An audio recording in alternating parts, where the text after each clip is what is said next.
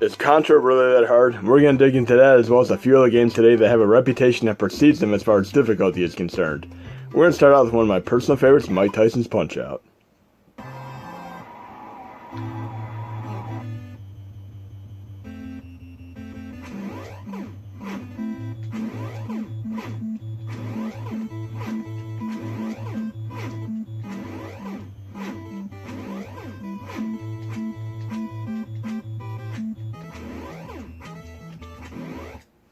Now you may notice that I didn't have all that much difficulty dodging his attacks for that first 50 seconds. It is a little bit nerve-wracking. I'd have to admit this is one of the most challenging battles in any video game I've ever played, and I've only beaten him a handful of times.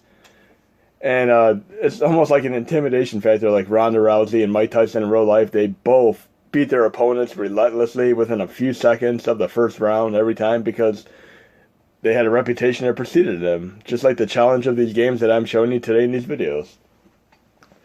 But for the most part, on a real NES, you'd have visual cues when certain opponents are going to attack, such as a flash of the camera in the audience, a kick of a boot, a flash on the character itself, a wink of an eye.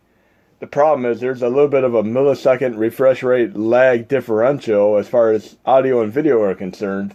And this could be around 8 milliseconds. It could be a little bit less, a little bit more, depending on what TV you have and your general setup.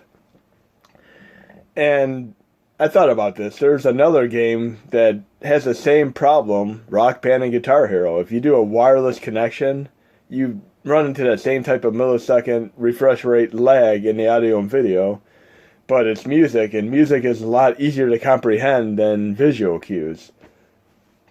So we're going to play this a parappa-to-rappa music rhythm game style, and I found out something really cool by doing this, that his first two attacks never change. They're 100% the same every time, and if you learn the audio cues for when he's going to do those first two attacks, it really goes a far way as helping you get the right rhythm down to make it to that minute and a half that is necessary to make it to that 5,000 points in the third round. So we're going to go back to the main GUI here.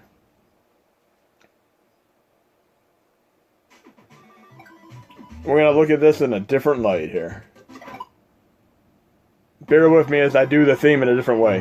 Dump, da-da-dump, dump, da-da-dodge, da-dodge. Now, luckily, we saw one of his two algorithms here. You follow the two audio cues that I just did, you'll always avoid his first two attacks. But after that, he does one of two different algorithms. One, he does an immediate parry, and then you could just do a sidestep and counterattack that. The second one, which you just saw me do, is a lot harder to do. You have to do two sidesteps in a row with precise timing, and then you can follow through with a counterattack. But we're going to do one more thing here. I'm going to go into my settings. I'm going to enable rewind like in my previous video. We're going to go to the frame throttle. We're going to turn on rewind, which I already have on right now. And if you run into a core such as a PlayStation 1 core where you have games that run at a chug, slow frame rate due to the rewind not working well, just disable this. And I also showed you in my rewind video how to use an FTP to revert back to default RetroArch settings. And if you're playing SNES, 2005 9X works better for rewind than 2010 does. Just remember that.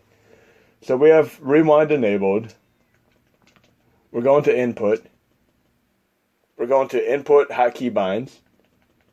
And I'm going to enable rewind on the R1 key. Now we're going to go back to the main GUI.